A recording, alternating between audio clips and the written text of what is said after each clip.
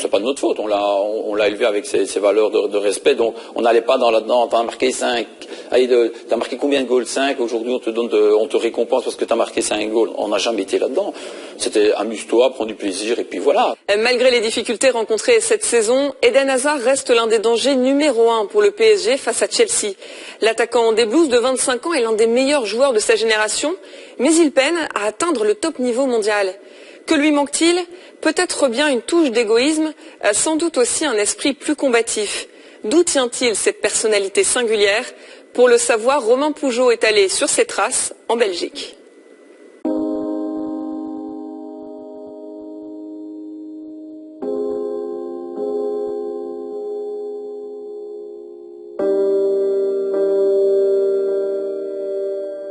Eden Hazard face à Grosso, le centre de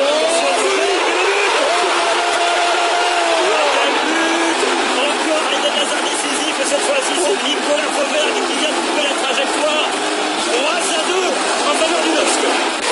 Il était plus à faire jouer et à faire la passe qu'à buter. Eden n'a jamais été un vrai buteur. Eden a plus été un joueur de dribble et de faire la dernière passe.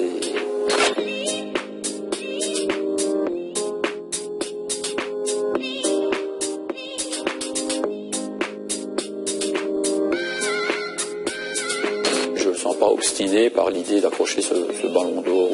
Il est plus à Chelsea et d'avoir des trophées collectifs, gagner la coupe, championnat, ou bien voilà.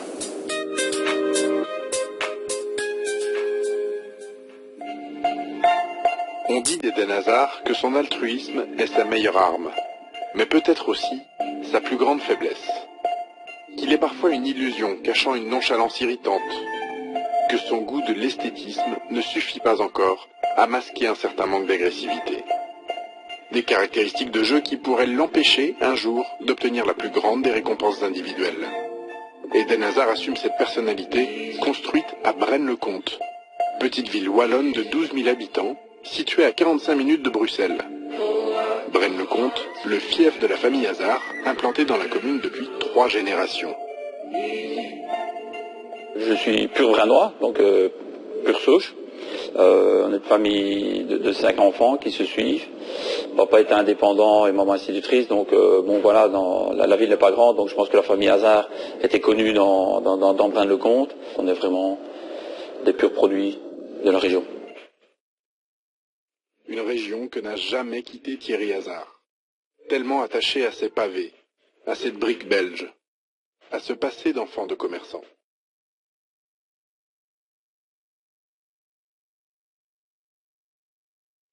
C'est tout, on a aidé aussi, je me rappelle 12 ans, décharger les camions parce qu'il n'y avait pas les transpalettes, les Clark, voilà quoi, les camions se garaient, il y avait une file de voitures devant le magasin parce qu'on était vraiment le long de la chaussée, il fallait vite décharger, donc il fallait des mains et c'est comme ça qu'on a mis la main à la pâte. Chez les Hazard, personne n'échappe au football. L'équipe première du Royal Stade Brennois évolue juste à côté de la maison familiale. Seule une barrière sépare le jardin du terrain municipal. Une clôture qui ne résiste pas longtemps aux envies du jeune Eden. Le garçon a alors 5 ans. Fin de saison, vers avril, trop bon temps, il passe la barrière et vient jouer ici, sans nous prévenir. Le formateur, c'était son parrain, donc les petits, les poussins. Et voilà, puis après nous, après un certain moment d'absence, on se dit, où est Eden, quoi. Et puis on le voit revenir par la route avec son parrain, et on lui demande, où tu étais, et c'est son parrain qui nous, il jouait avec les enfants, là, avec les poussins, il a fait l'entraînement.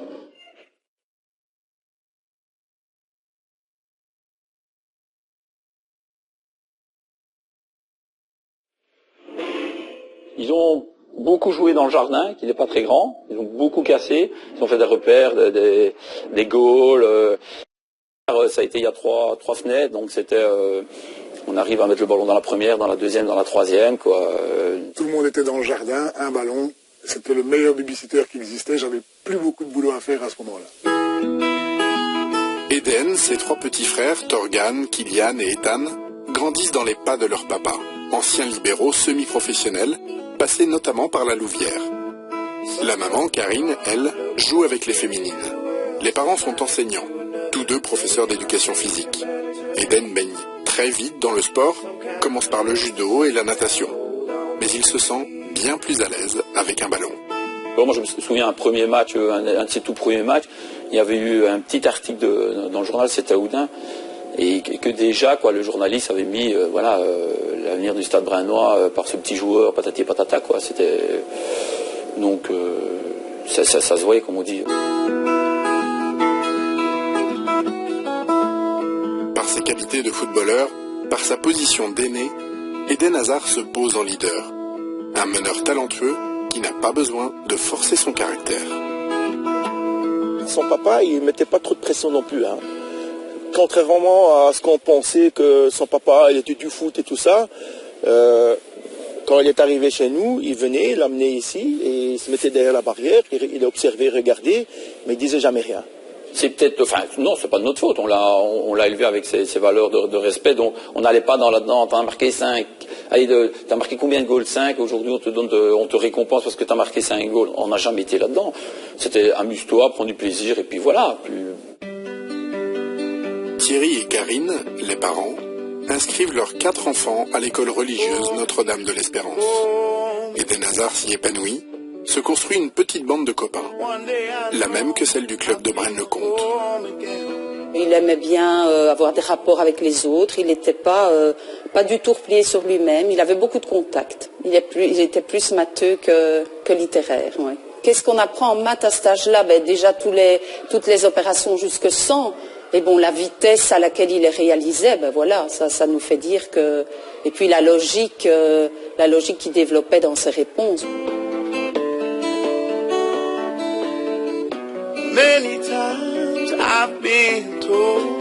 Je pense que c'était un bon élève.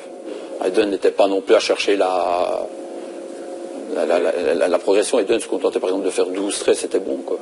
Torgan était plus peut-être de faire 15-16 quoi. Lui était plus dans un petit peu cette compétition d'essayer de premier ou bien savoir que quelqu'un, s'il avait 15, que quelqu'un avait 16. On voyait que ça le titillait, comme on dit. Après, la fois d'après, il voulait faire 16. Ce qu'il donne, non, se contentait 13, c'est bon quoi. Voilà. Cette attitude, Eden Hazard la transpose aussi sur les pelouses de la région. À Braine-le-Comte d'abord, puis à Tubize ensuite, un club plus huppé situé à 15 minutes de la maison. Son aisance balle au pied est telle qu'il est rapidement surclassé. Le petit Hazard brille et fait briller les autres, sans particulièrement en rajouter à l'entraînement. Ça c'était déjà une caractéristique déjà dans le temps. Il marquait, lui il était content, et je pense qu'il était... Son contentement était égal quand il faisait marquer les autres, quoi. Il voit les choses, il voit juste et il joue juste. Et quand il faut faire marquer quelqu'un, même s'il sait marquer lui-même, donc il a une certaine psychologie pour faire plaisir à un autre. S'il en a déjà mis 2 ou 3, il va essayer de faire marquer son coéquipier pour le mettre en confiance et tout ça. Donc non, au niveau-là, il n'y avait pas d'égoïsme, tout au contraire. Parfois, je lui disais même, tu sais, Eden, tu étais encore mieux positionné, tu ne peux pas la donner à un certain niveau, tu dois être égoïste. Ça, c'était une qualité chez Eden, c'est de toujours voir peut-être l'autre qui jouait bien dans l'autre équipe avant de se dire je suis le plus beau, moi, c'est moi qui ai bien joué, on a gagné grâce à moi. Jamais Eden n'a tenu de propos comme ça. Football sur les terrains, football dans le jardin, football en vacances aussi, mais en famille, toujours. On partait en camping, mais on louait une allée, quoi. On prenait 6-7 bungalows parce que c'était déjà des familles nombreuses, donc quand on débarquait, c'était toujours une trentaine, donc ils jouaient ensemble, ils jouaient au foot pendant les vacances, mais ils allaient à la piscine ensemble. Son départ à 12 ans de la Belgique provoque des vagues. Choisir Lille plutôt qu'Anderlecht est pourtant une décision collégiale, prise par le papa et les proches. Eden Hazard débute sa carrière professionnelle à 16 ans, 10 mois et 17 jours. Le gamin est précoce, talentueux. 5 années au LOSC, un doublé Coupe Championnat en 2011 et un titre de meilleur passeur décisif de Ligue 1 en 2012.